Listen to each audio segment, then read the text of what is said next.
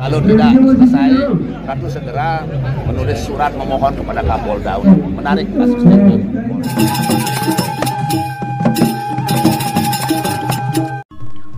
Om Swastiastu Semeton. Masih ingat pada wartawan? Yang saya maksud di sini bukan wartawan sebagai jurnalis atau pekerja pers, tapi nama seseorang yang memiliki nama lengkap Nengah Wartawan, bertugas sebagai salah seorang pecalang pada saat upacara Ide Betara Turun Kabeh di Besakih belum lama ini. Nah, pecalang yang sudah berusia 52 tahun itu sudah jatuh tertimpa tangga pula. Saya mengatakan itu karena sebagaimana kita simak di dalam berita-berita yang beredar luas di antara lain di media sosial, yaitu kena kasus pemukulan oleh 3 pemuda saat upacara Ide Betara Turun Kabeh berlangsung. Dalam berita disebutkan antara lain, peristiwa itu terjadi karena adanya kesalahpahaman. Dan tampaknya Desa Adat Besakih ingin agar kasus itu diselesaikan dengan tuntas, sesuai dengan hukum yang berlaku. Nah, tetapi apa yang terjadi kemudian? Banyak warga Desa Adat Besakih dan sejumlah netizen mengatakan mengaku bingung. Karena apa? Karena Nengah Wartawan yang menjadi korban pemukulan ternyata akhirnya menjadi tersangka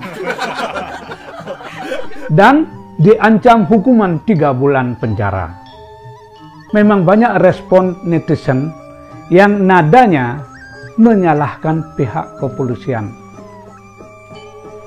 Bahkan banyak yang melontarkan bahasa yang kurang etis, sehingga saya tidak tampilkan di sini. Nah, ini antara lain komen dari Wayan Solate yang mengatakan seperti ini. Kalau sudah mukul itu berarti sudah salah. Kenapa yang dipukul jadi tersangka? Saya jadi bingung ini sama hukum. Nah, Semeton, saya bisa memahami bagaimana kekecewaan sejumlah warga masyarakat terhadap penetapan Nengah Wartawan sebagai tersangka. Lebih-lebih kalau kita tidak melihat bagaimana kasus sebenarnya. Kalau kita hanya menyimak berita-berita yang beredar selama ini, rupa-rupanya memang tidak masuk akal kalau Nengah Wartawan sebagai korban pemukulan berubah statusnya menjadi tersangka. Seharusnya ya hanya sebagai saksi. Begitu kira-kira kesimpulan yang diperoleh kalau kita hanya menyimak berita-berita di medsos tanpa melihat peristiwa secara langsung di lapangan.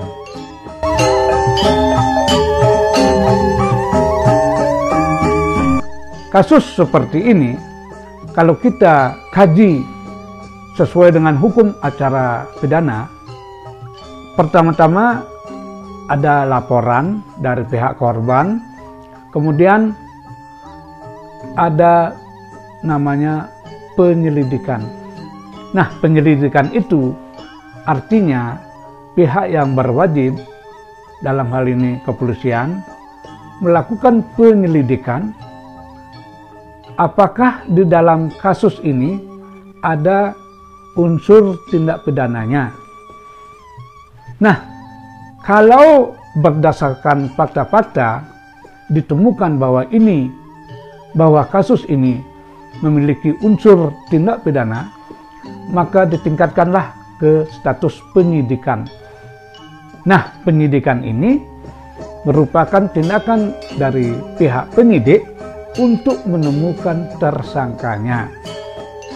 Kemudian setelah bukti-bukti sudah dianggap cukup, maka tersangka ini menjadi terdakwa. Kalau ini sampai ke meja hijau. Nah, setelah diadili di meja hijau, kalau sudah ada vonis yang memiliki kekuatan hukum yang tetap, terdakwa ini menjadi terpidana. Nah, kalau dalam kasus ini Nengah Wartawan ditetapkan sebagai tersangka, berarti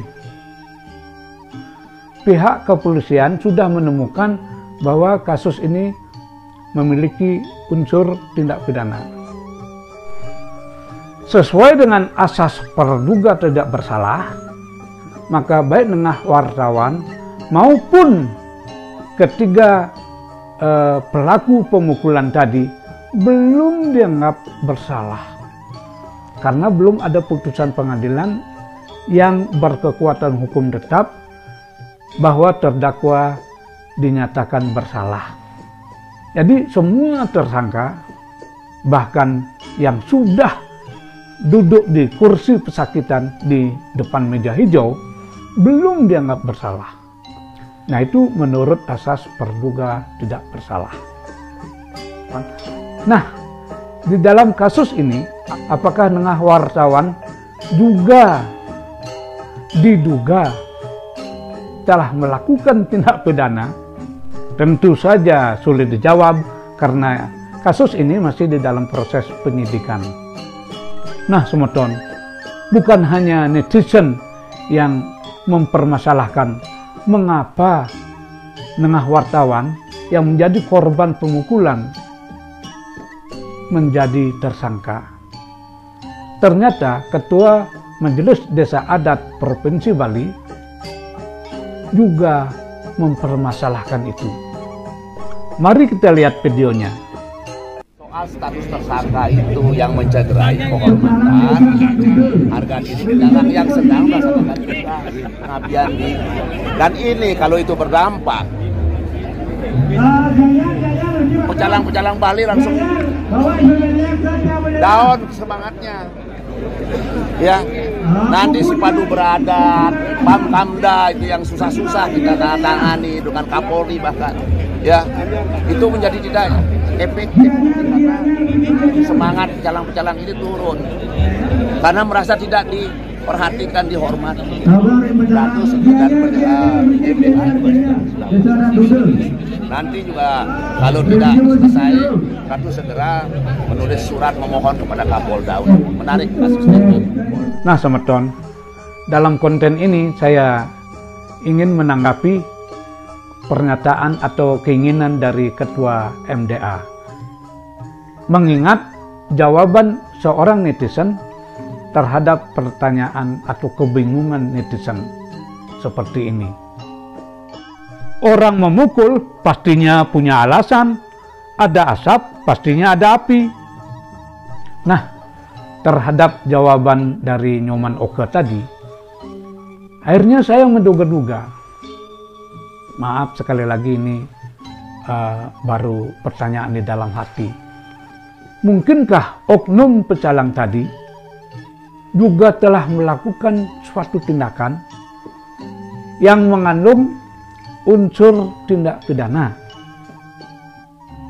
Jadi seperti yang dikatakan Nyoman Oke tadi, ada asap pasti ada api. Tentu saja kita tidak bisa menuduh bahwa Nengah Wartawan juga ikut bersalah di dalam kasus ini karena belum ada putusan pengadilan yang bersifat tetap yang menyatakan Nengah Wartawan juga ikut bersalah sesuai dengan asas praduga tak bersalah tadi.